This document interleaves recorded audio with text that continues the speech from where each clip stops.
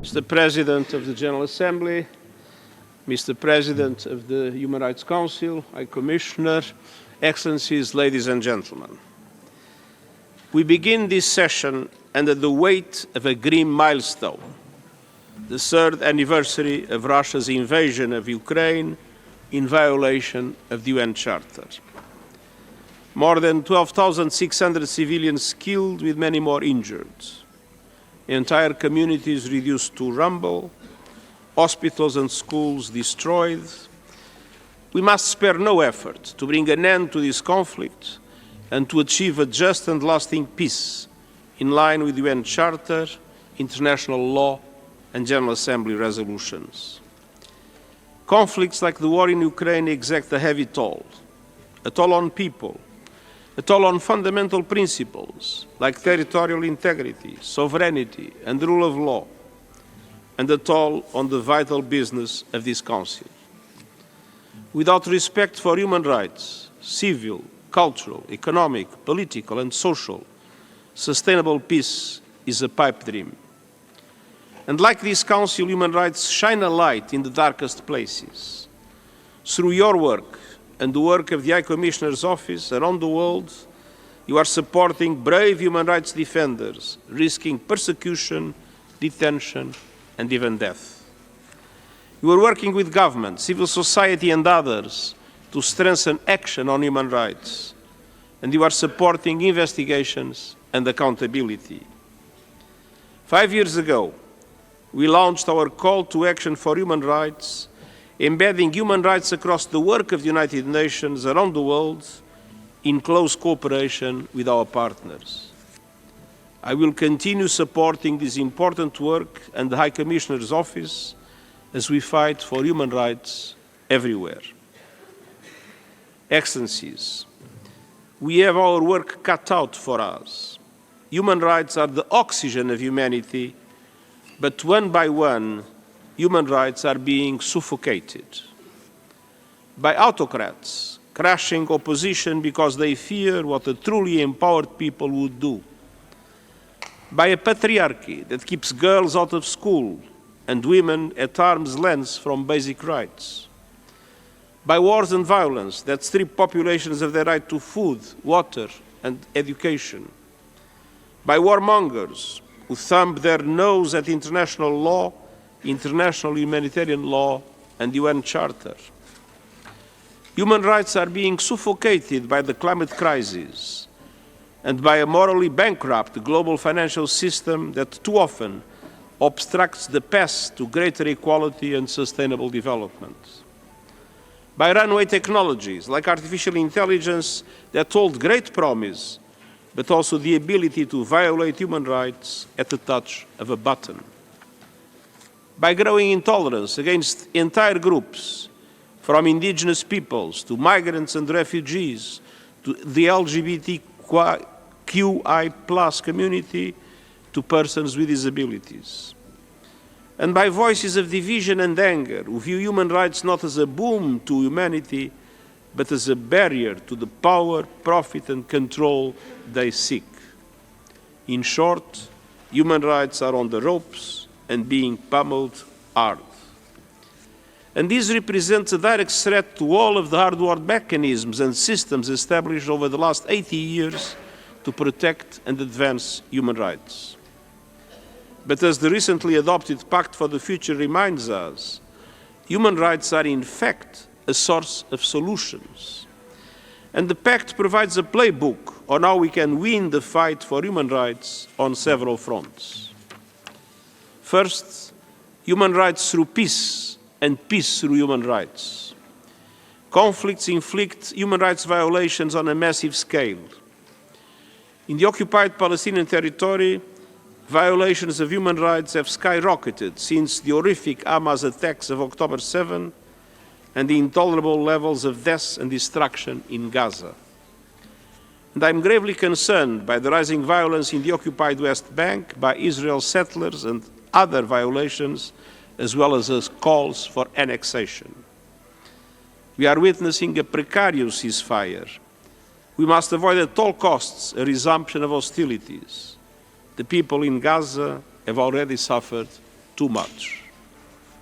It's time for a permanent ceasefire, the dignified release of all remaining hostages, irreversible progress towards a two-state solution, an end to the occupation, and the establishment of an independent Palestinian state with Gaza as an integral part.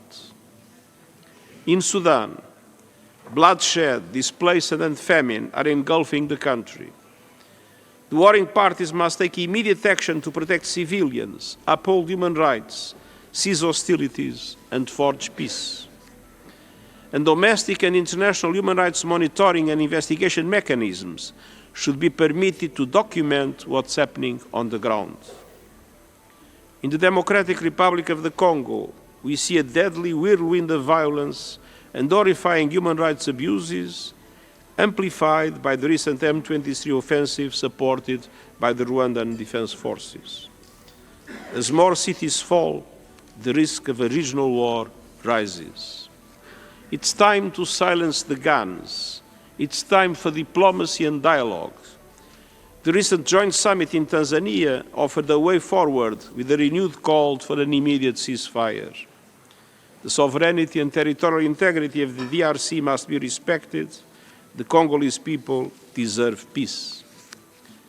In the Sahel, I call for a renewed regional dialogue to protect citizens from terrorism and systemic violations of human rights and to create the conditions for sustainable development. In Myanmar, the situation has grown far worse in the 4 years since the military seized power and arbitrarily detained members of the democratically elected government. We need greater cooperation to bring an end to the hostilities and forge a path towards an inclusive democratic transition and a return to civilian rule, allowing for the safe return of the Rohingya refugees. And in Haiti, we are seeing massive human rights violations, including more than 1 million people displaced and children facing a horrific increase in sexual violence and recruitment into gangs.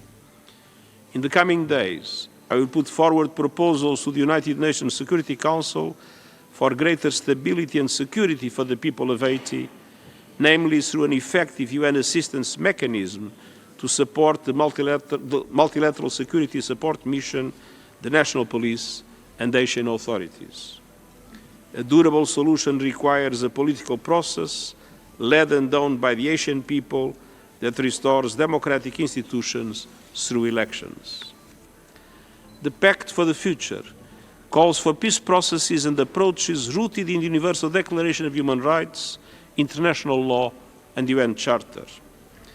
It proposes specific actions to prioritize conflict prevention, mediation, resolution, and peace building, and includes a commitment to tackle the root causes of conflict, which so often enmeshed in denials of basic human needs and rights. Second, the Pact for the Future advances human rights through development. The Sustainable Development Goals and human rights are fundamentally intertwined. They represent real human needs: health, food, water, education, decent work, and social protection. With less than 1/5 of the goals on track, the Pact calls for a massive acceleration through an SDG stimulus, reforming the global financial architecture, and taking meaningful actions for countries drowning in debt. This must include focused action to conquer the most widespread human rights abuse in history, inequality for women and girls. The Pact calls for investing in battling all forms of discrimination and violence against women and girls, and ensuring their meaningful participation and leadership across all walks of life. And along with the Declaration on Future Generations, the Pact calls for supporting the rights and futures of young people through decent work, removing barriers for youth participation and enhancing training. And the Global Digital Compact calls on nations to champion young innovators, nurture entrepreneurial spirit, and to equip the next generation with digital literacy and skills. Third, the Pact for the Future recognizes that the rule of law and human rights go hand in hand. The rule of law when founded on human rights, is an essential pillar of protection. It shields the most vulnerable. It's the first line of defense against crime and corruption. It supports fair, just, and inclusive economies and societies. It holds perpetrators of human rights atrocities to account. It enables civic space for people to make their voices heard and for journalists to carry on their essential work free from interference or threats. And reaffirms the world's commitment to equal access to justice, good governance, and transparent and accountable institutions. Quatrièmement, réaliser les droits humains grâce à l'action climatique. L'année dernière a été la plus chaude jamais enregistrée et vient couronner la décennie la plus chaude jamais enregistrée.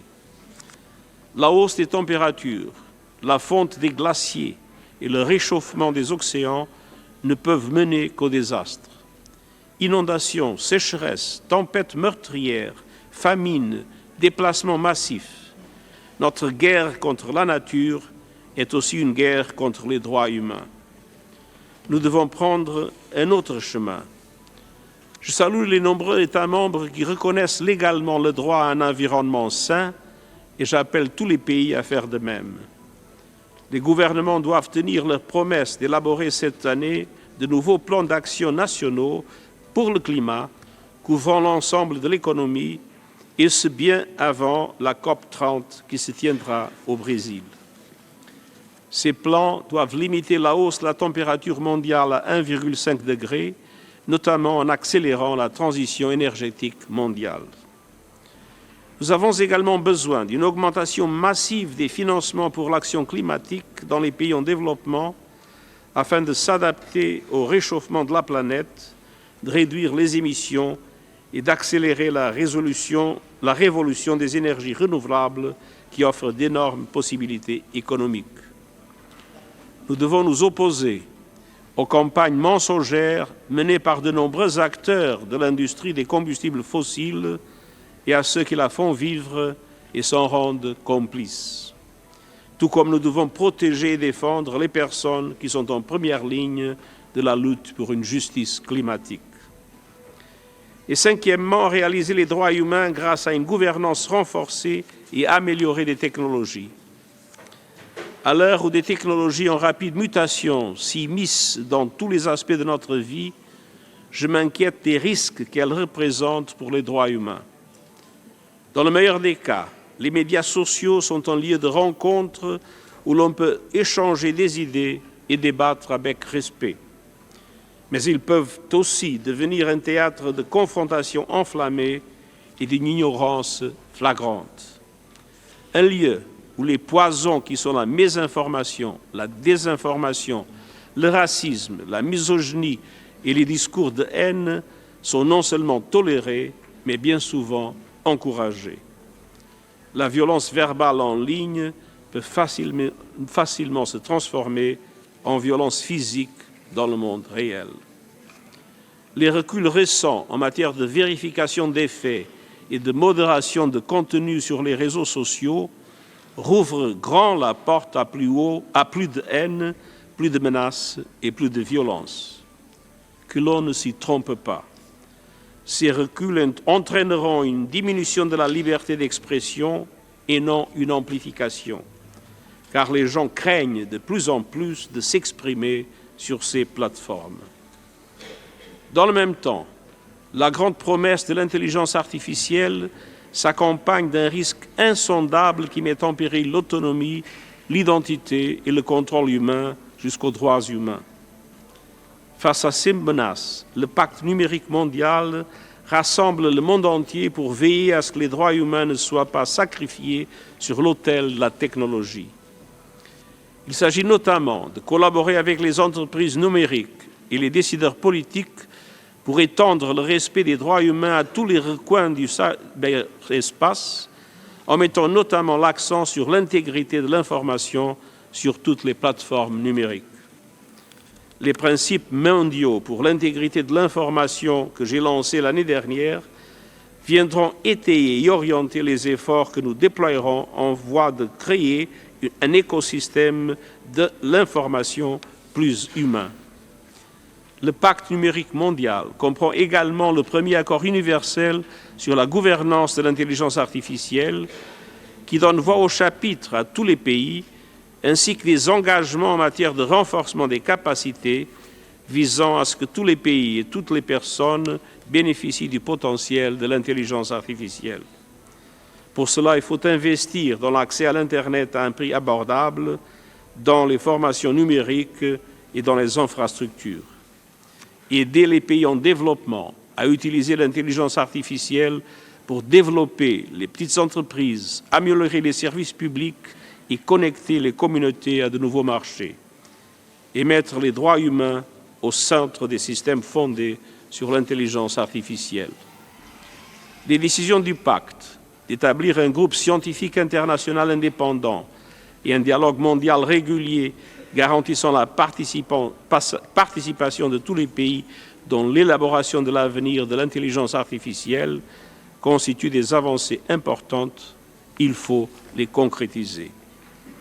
Excellences, Mesdames et Messieurs, nous pouvons mettre fin à l'asphyxie des droits humains en donnant vie au pacte pour l'avenir et aux travaux de ce Conseil. Attelons-nous à cette tâche ensemble.